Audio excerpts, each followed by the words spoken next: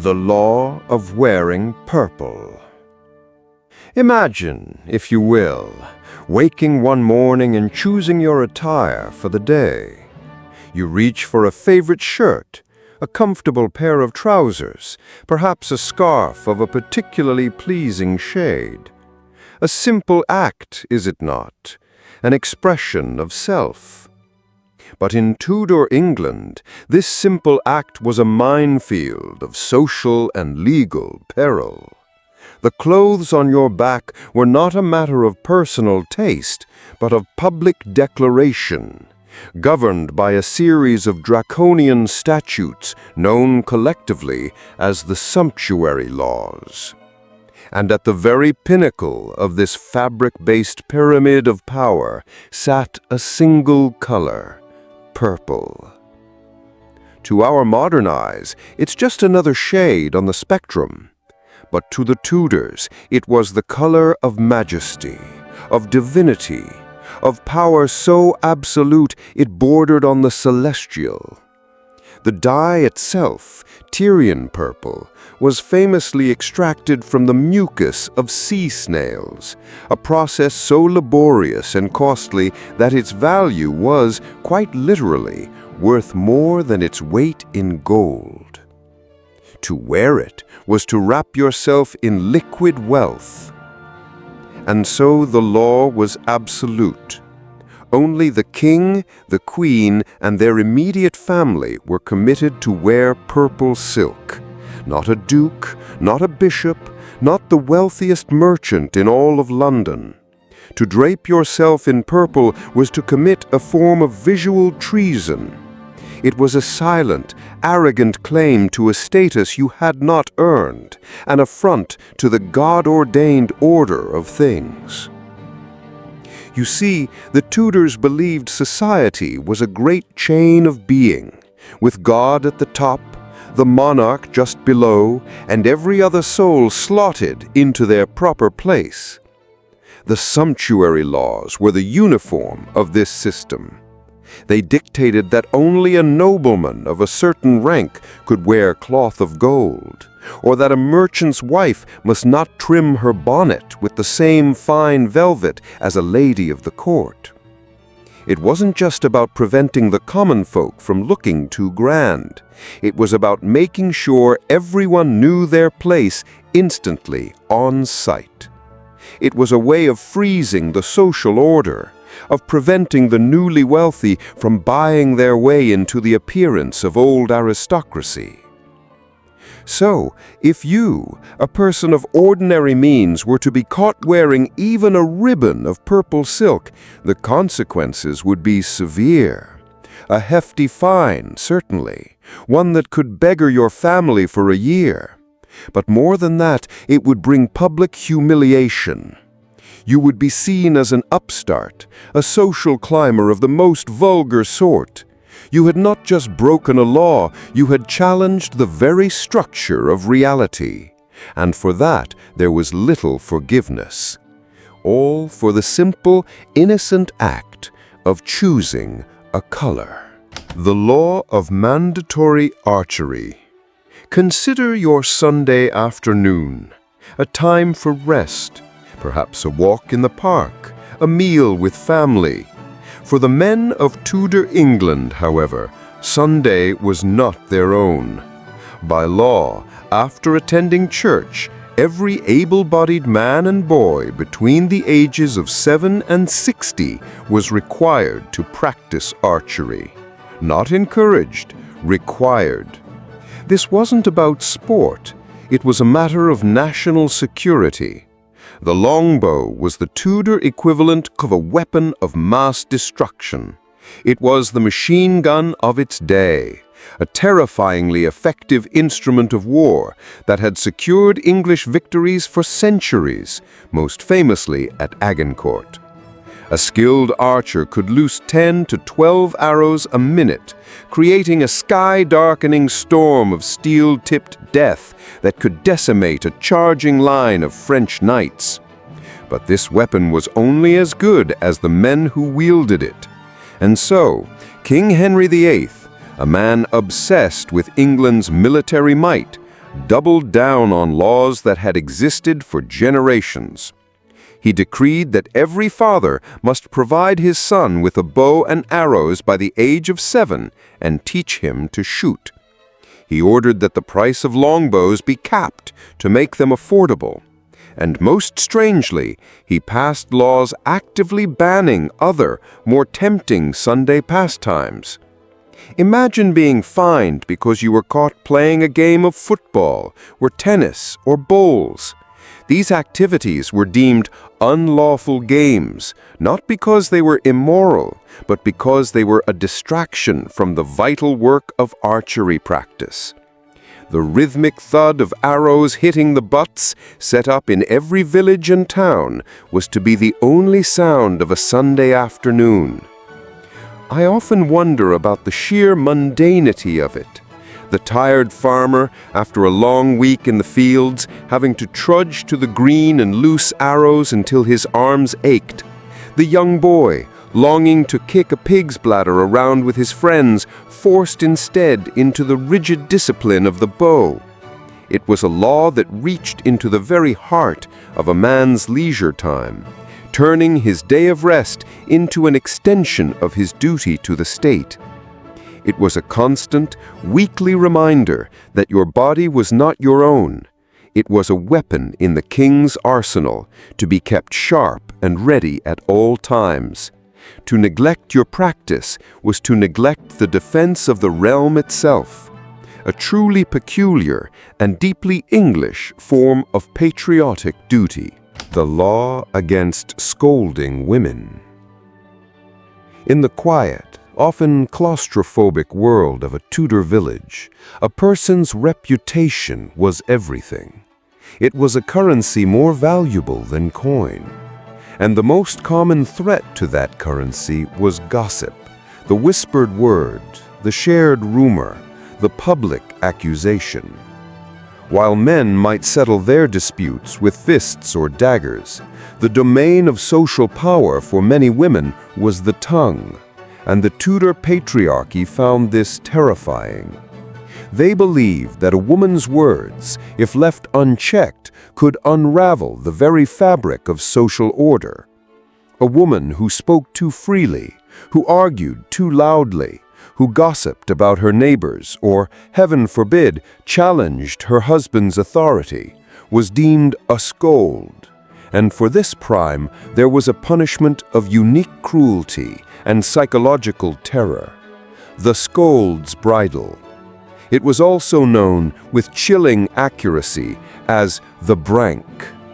It was a hideous iron cage, a muzzle designed to fit over a woman's head. A key feature was the bridle bit, a plate of iron, sometimes spiked, that was forced into the mouth and pressed down on top of the tongue. Once locked in place, it made speech impossible. To even attempt to talk would cause agonizing pain. Imagine the scene. A woman, accused by her husband or a group of neighbors of being a shrew, is dragged from her home. The iron bridle is locked onto her head. She is then paraded through the streets, led by a chain, for all to see. She is utterly silenced, utterly humiliated.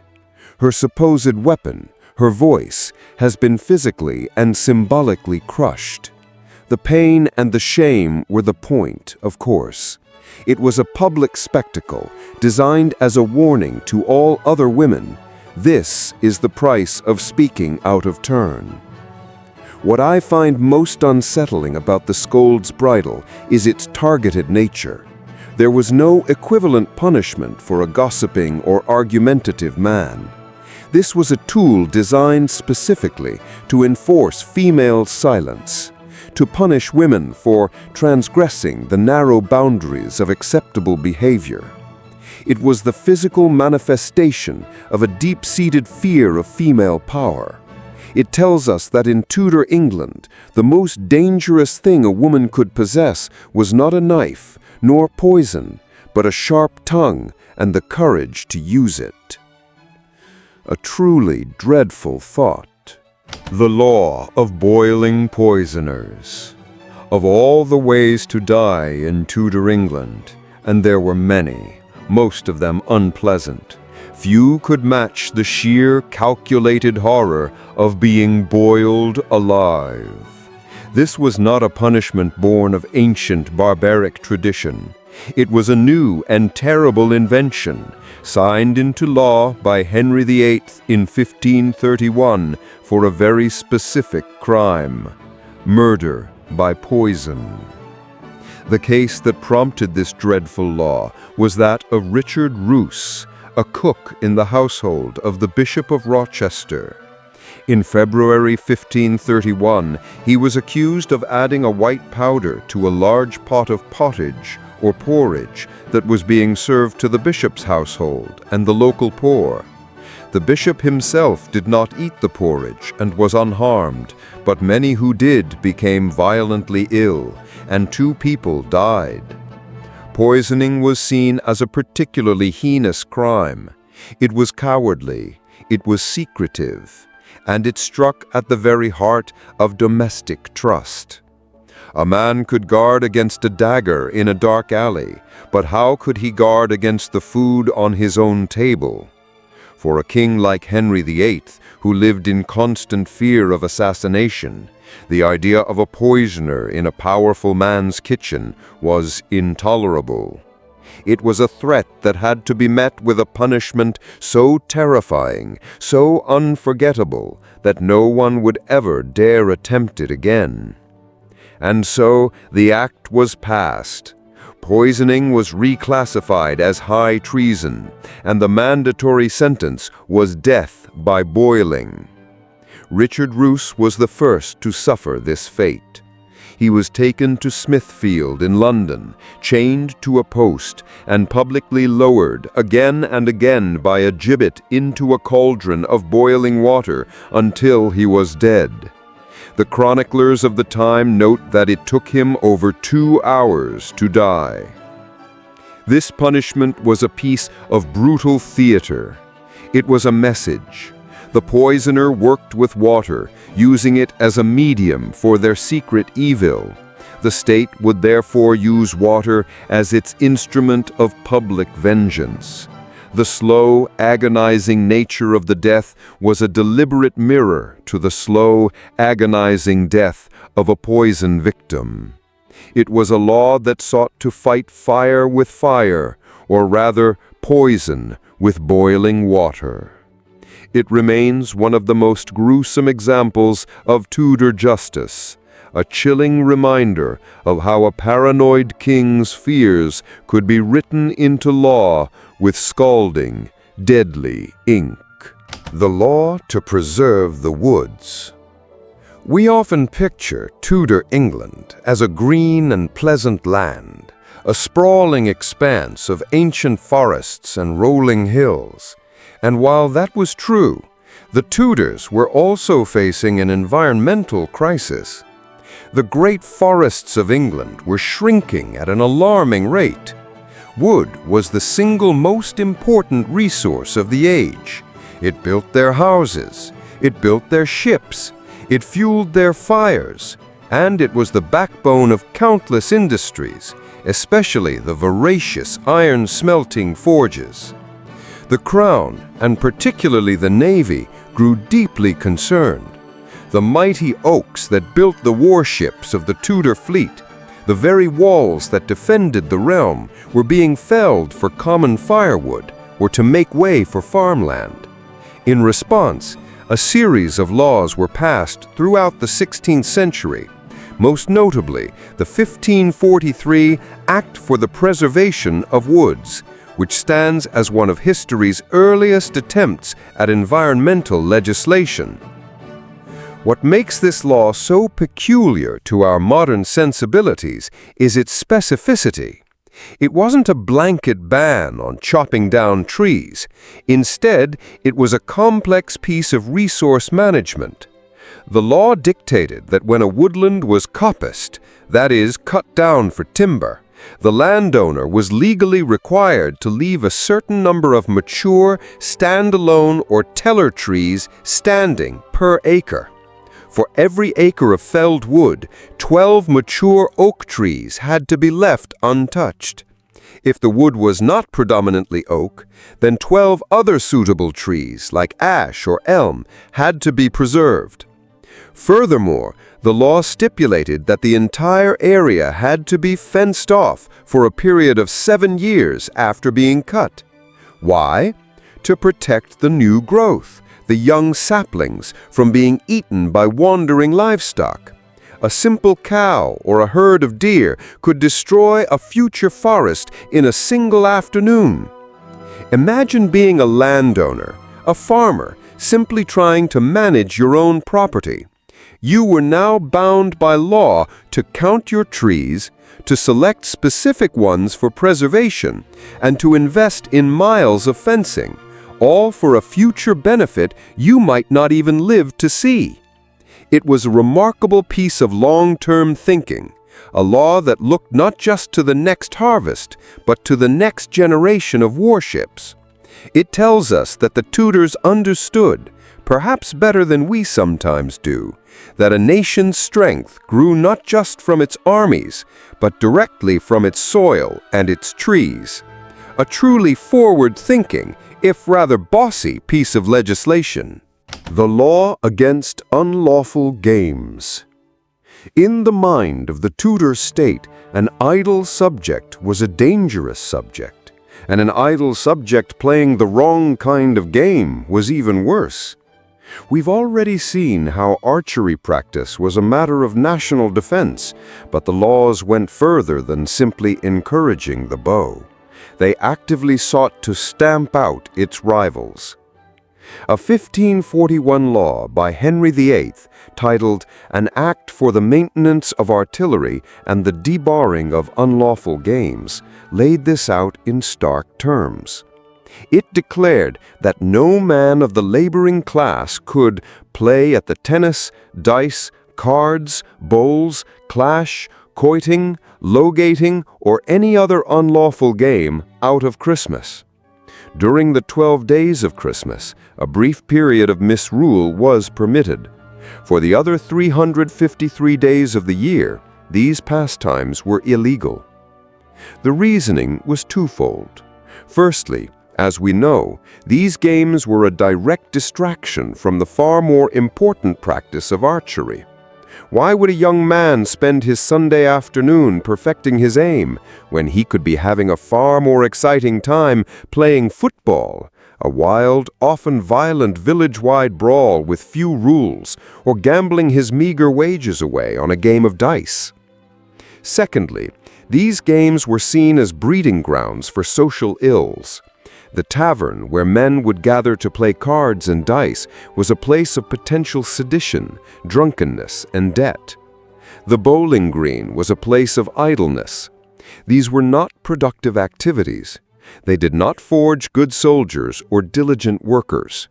They were, in the eyes of the government, a waste of time and a threat to public order. The fines for breaking these laws were steep. A householder who allowed unlawful games on his property could be fined 40 shillings, a huge sum. The players themselves could be fined 6 shillings and 8 pence. It was a serious offense. What I find so fascinating is how this law reveals the Tudor obsession with control. It wasn't enough to govern a man's work, his worship, and his allegiance. The state sought to govern his joy, his leisure, his very sense of fun.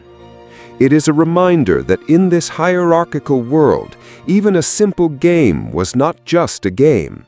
It was a political act, an expression of either civic duty or reckless abandon.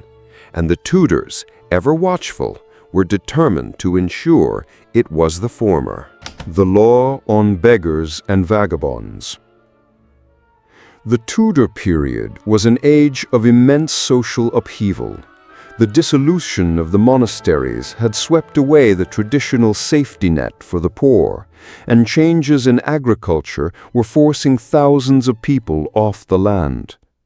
The result was a dramatic increase in the number of homeless and unemployed people, known as vagabonds or beggars, who roamed the country in search of work or charity. The Tudor government did not see a social crisis, it saw a threat. These sturdy beggars were viewed not as unfortunate souls, but as lazy, immoral criminals who had chosen a life of idleness over honest work. The laws enacted to deal with them were breathtakingly brutal. The Vagabonds Act of 1531 was a turning point.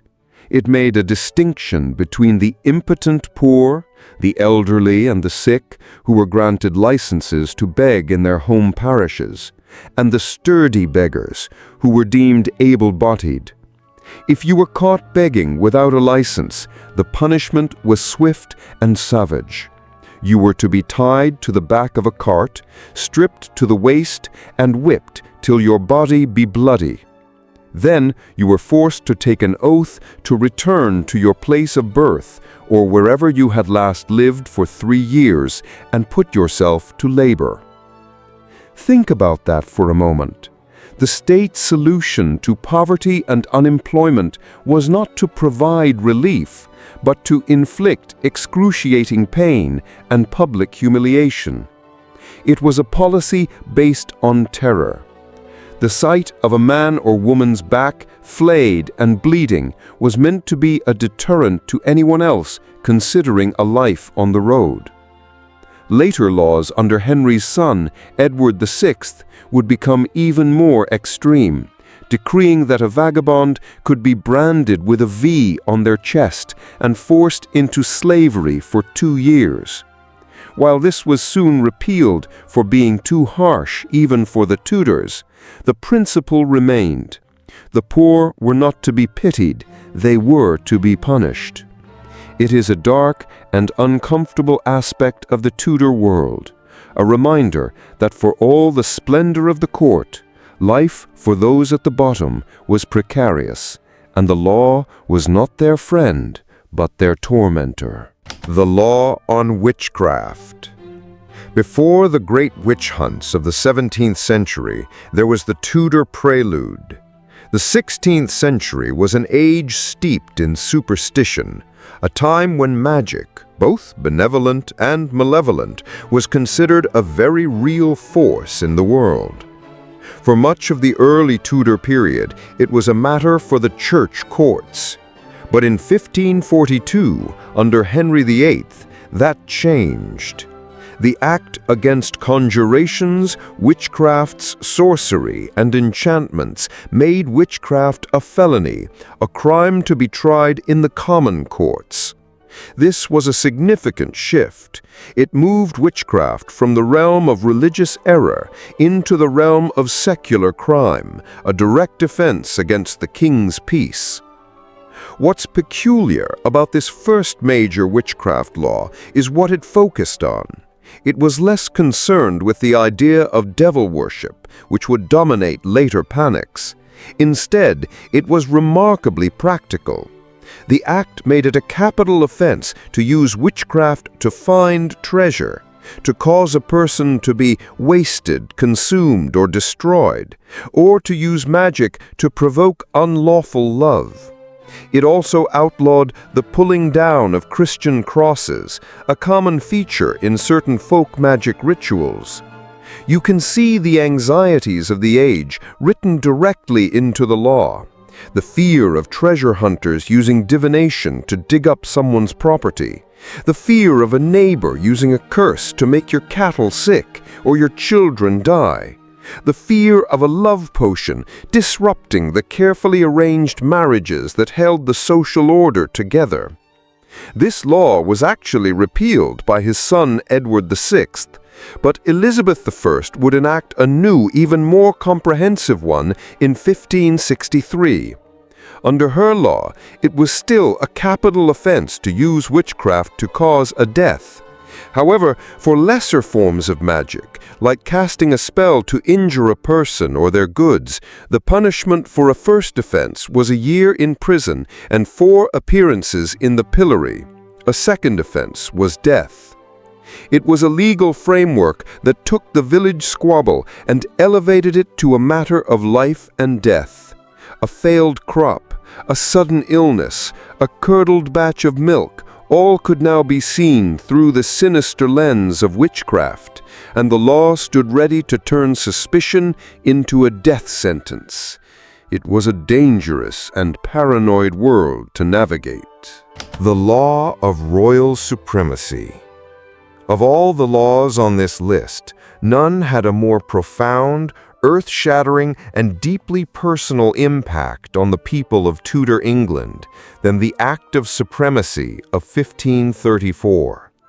On the surface, it was a simple declaration.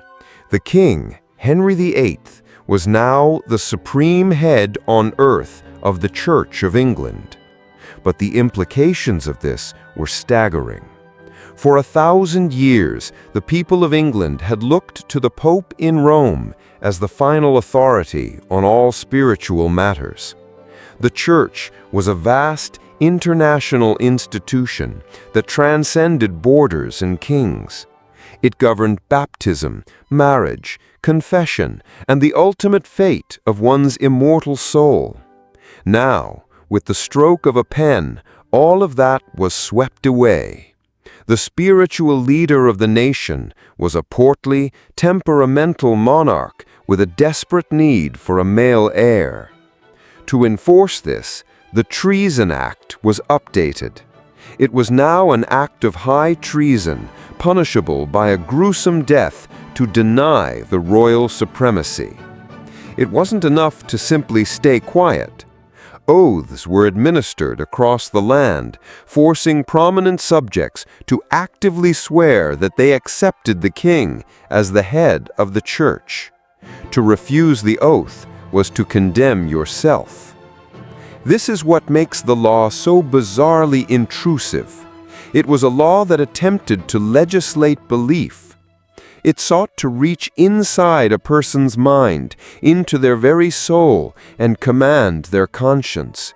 Men like the scholar Sir Thomas More, one of the most respected figures in Europe, were faced with an impossible choice: betray their God or betray their king. More chose his God. He refused the oath, was convicted of treason, and beheaded. His final words on the scaffold were reportedly that he died the king's good servant, but God's first. Imagine the confusion and fear for the common person. The parish priest, who had for decades told them to pray for the Pope, now had to declare him an agent of the devil. The familiar Latin Mass was on its way out, to be replaced by services in English. The very bedrock of spiritual life was cracking, and to voice any doubt, to express any loyalty to the old ways, could be interpreted as treason. It was a law that turned neighbors into potential informers and private prayer into a possible crime. A truly terrifying level of state control over the inner life of its people. The law on alehouses. The Tudor alehouse was the beating heart of the community. It was the post office, the newsroom, the community center, and of course the place to drink. It was where bargains were struck, songs were sung, and rebellions were sometimes plotted. And for the Tudor government, this made it a place of deep suspicion. While there had always been local attempts to control the sale of ale, it was in 1552, under the boy king Edward VI, that the first national licensing law was introduced. The Act for Keepers of Alehouses and Tippling Houses was a landmark piece of legislation. It stated that no one could open an alehouse without first obtaining a license from 2 justices of the peace.